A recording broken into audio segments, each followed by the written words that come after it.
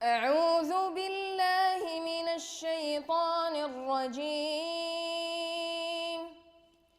Bismillahirrahmanirrahim. Ya, jadi dalam menuntut ilmu, perhatikan ini tahapan-tahapannya. Ya. Demikian pula dalam menuntut ilmu, Pak, kita berusaha untuk al-bada'ah bil aham fal aham. Mulai dari yang paling penting dulu yang kita pelajari apa. Jangan sampai antum, saya mau belajar qiraat dulu. Akidah antum nggak paham akidah, nggak paham manhaj. Yang saya mau belajar bahasa Arab dulu, tapi nggak mau belajar akidah. Salah besar. Dalam masalah menuntut ilmu kita pelajari yang paling penting dulu. Apa itu? Akidah. Terutama masalah tauhid. Meluruskan tentang dua kalimat syahadat kita. Asyhadu an la ilaha illallah wa asyhadu anna Muhammadar Rasulullah. Apa konsekuensinya? Apa syarat-syaratnya? Apa pembatal-pembatalnya? Apa saja yang terkandung di dalamnya? Penting kita untuk luruskan. Ya, makanya Rasulullah SAW ketika mengirim Mu'adz ke Yaman, Rasulullah menyuruh apa? Falyakun awwala ma tad'uhum ilaih ila an yuwahhidullah. Hendaklah yang pertama kali kamu dakwahkan mereka yaitu sampai mentauhidkan Allah Subhanahu wa taala. Nah, ini saudaraku sekalian. Iya, sebetulnya masih banyak yang lain yang ingin saya sampaikan berupa hal-hal yang penting kita ketahui sebagai para penuntut ilmu. Namun perkara yang 4 ini mudah-mudahan cukup mewakili, ya. Saya ulangi lagi, yang pertama apa? Yaitu penuntut ilmu penting memperhatikan masalah tazkiyatun nufus, pembersihan jiwa. Yang kedua apa? Penuntut ilmu sangat penting dan sangat berkepentingan untuk belajar tentang adab. Yang ketiga apa? Penuntut ilmu penting untuk memilah dan memilih guru. Karena guru itu akan menentukan tentang akidah, tentang jalan hidupnya. Banyak orang yang tidak berhati-hati akhirnya terpengaruh oleh syubhat-syubhat yang ada. Ya, Imam Ahmad hafal 1 juta hadis, tapi ketika melewati majlis taklimnya Mu'tazilah ditutup, Pak, telinganya. Nggak kayak kita malah dibuka, penasaran. Imam Ahmad 1 juta hadis hafal. Ya. Yang keempat apa?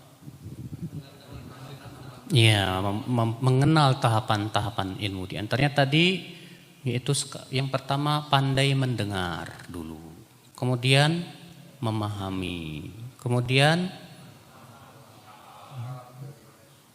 menghafal, kemudian menyampaikan. Demikian pula memulai dari perkara yang paling penting dulu.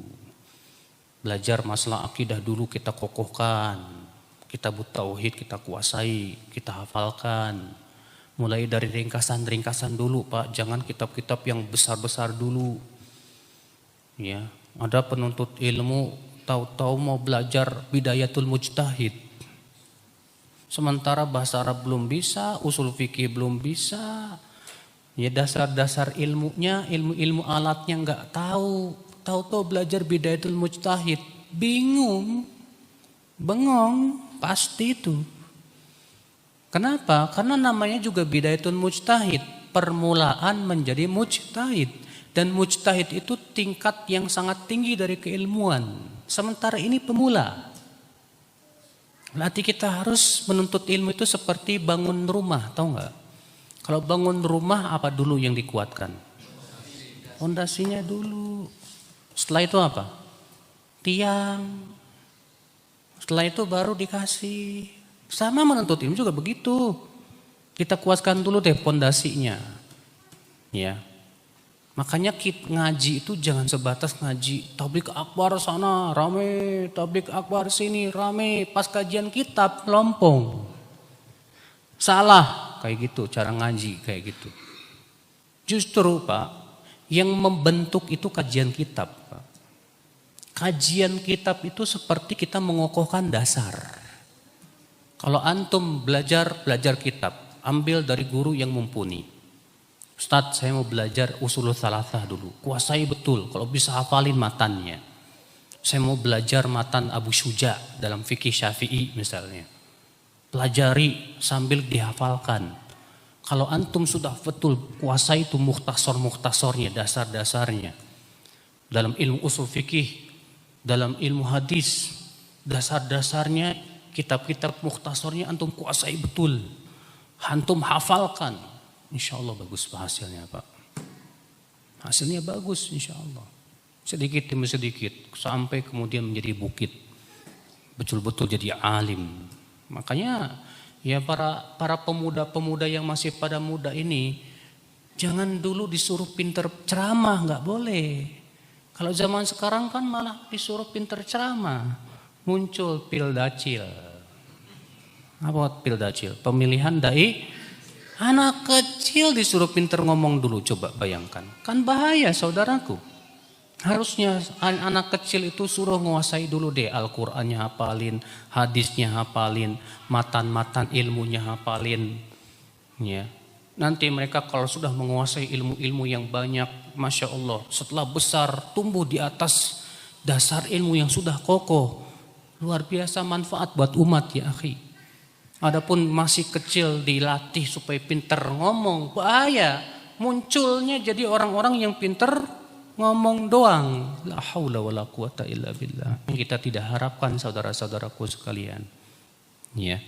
Wallahu alam, semoga yang saya sampaikan bermanfaat pada pagi hari ini, ya.